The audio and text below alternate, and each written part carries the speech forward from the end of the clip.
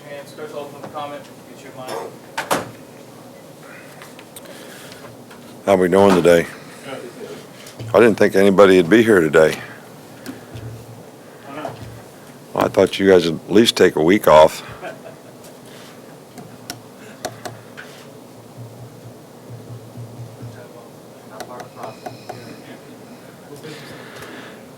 Well, you know, this has been a good week. We had good work today. We were fortunate to be able to go outside a couple days, which I think, you know, the players probably welcomed a little bit. Get a little tired of practicing in the indoor all the time, but we had a couple good days work outside.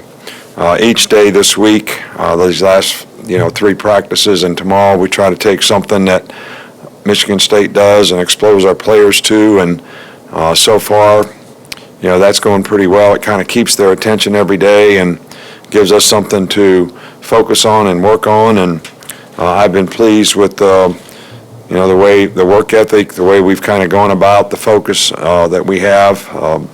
We don't really have anybody that's injured or not able to work. A couple guys, missed a day here and a day there, but I think everybody's going to be able to go for sure when we're back on the 26th, and I think everybody will really be able to go tomorrow. So, tomorrow we're practicing a little earlier so the players can get out of here, and tomorrow can be their travel day, and they'll actually have 3 days off for the holidays, and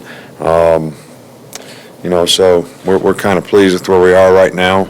We feel, the more we look at Michigan State, we have a tremendous amount of respect for their team. Their quarterback is really a good player. They've got good skill guys. They've got great balance on offense. Their defensive front guys really play well, hard to block.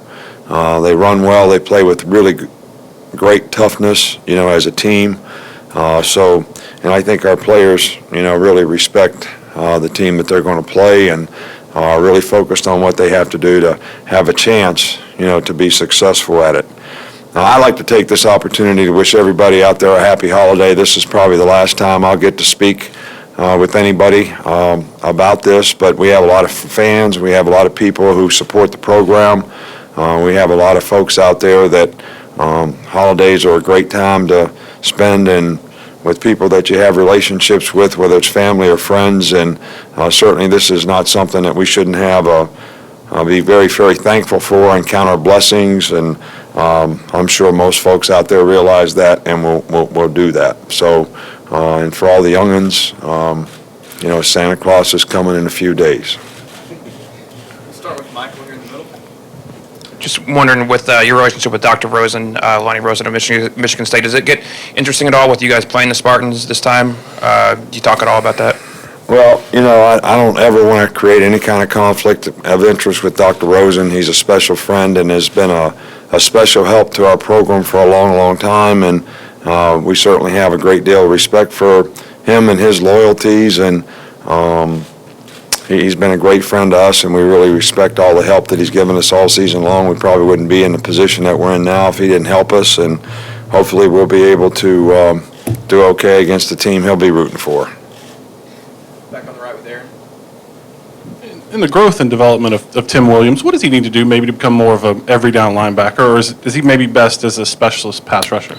Well, I think the goal with Tim is that he plays every down, and I think that, in Tim's case, he's got to learn how to play outside backer and understand, pass coverage concepts, and when he drops, I'd say that's the biggest thing that he has to develop, which I think the way he's developed in other areas, that's something that we certainly have great hope for that he'll be able to do in the next year, so he can become an every down player for us.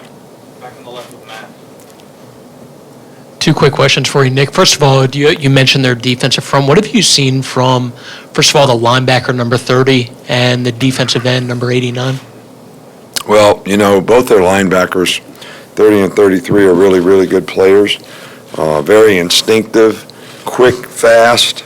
The way their front plays, they sort of define the gaps, and those guys are very instinctive and jump over quickly and play with great toughness. 89 is really, really a good player, a really good edge rusher, hard to block, can run, has range, and he has been very disruptive in affecting quarterbacks. And the second question, it was such a long layoff between the SEC championship game and the playoff game. What are some of the things that you do to prevent any sort of rust whatsoever when the game does come about? And how has your approach to the long layoffs maybe evolved throughout your career? Well, I've kind of been full circle on it, and we used to probably practice too much when I was at Michigan State, and we didn't do very well in bowl games, and we tried to carry the momentum of the season, to the game and practice 2 or 3 days here, take some days off, practice 2 or 3 days, and just keep practicing, and by the time you got to the game, everybody was sick of practicing. And then we sort of took the approach that worked a lot better, that it's kind of a one-game season, and we just take off, and when we start practicing, we practice, and that worked really well for us for a long time, and the last 2 years, that hadn't worked too well. So, this year we're sort of staying with the one-game theory, but trying to get the players to be a little bit more focused and understand the purpose of why we are doing what we're doing, and that's worked out pretty well so far. In the middle with John. With Kirby and Will Muschamp and obviously Jimbo and just a bunch of other guys who have worked for you and maybe you've mentored, do you take a certain amount of pride when you see guys doing well, whether they're in the NFL or whether they're head coaches? Maybe? Well, I think it's not really, I'm happy for them. I'm happy for their families. I'm happy for and have a tremendous amount of respect for the great job that they did for a long time in helping our program be successful. And one of the reasons they worked is because of the goals and aspirations they had, so you're very, very, proud for them that they now have an opportunity that they've worked so hard for. So I think it's really more feeling good for them that because of what they've done, the job they've done for us, that they've created an opportunity that they've worked really hard for, and it makes you happy for them. Front with Ken. And then Kurt, sitting right next to you. I looked at the teleconferences, and even when you sat with Mark at the awards stuff, you guys both kind of said how hard it was at Michigan State. What made that period so difficult, and is that something you guys just share, that shared experience? You talking about when I was there or when Mark came? Yes, sir, when you were there. Well, I just think that it just happened to be the situation and the circumstance. I mean, when you take over a program that has not had a winning record, you're inheriting a tough situation. And through no fault of the previous coaches, there were some issues relative to scholarships, and that made it more difficult to have a full roster of 85 guys. I think we only had, 71, 72, 73 guys on scholarship most of the time until the last year.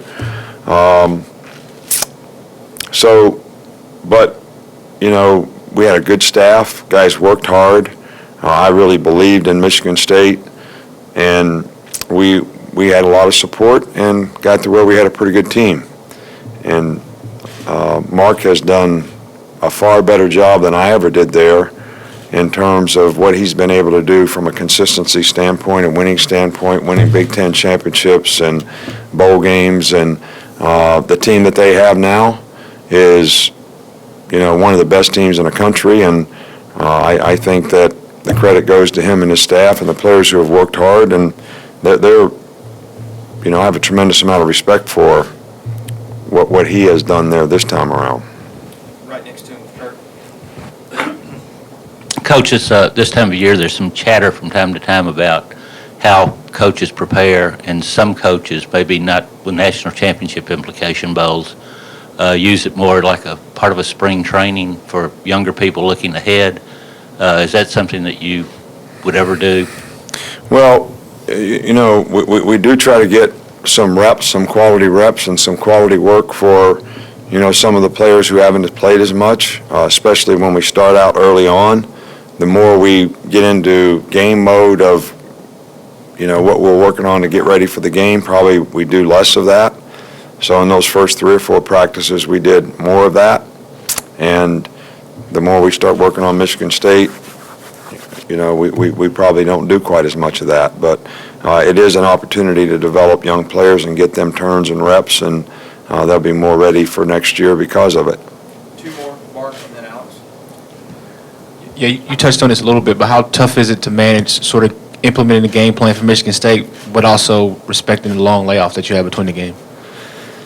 Well, I don't know for sure if there is a right answer for all this stuff that you're asking about. The layoff is what it is. The days off are what they are. We try to pick a number of days that we feel like we need relative to the number of days our players had off to get them back where they were when we stopped playing.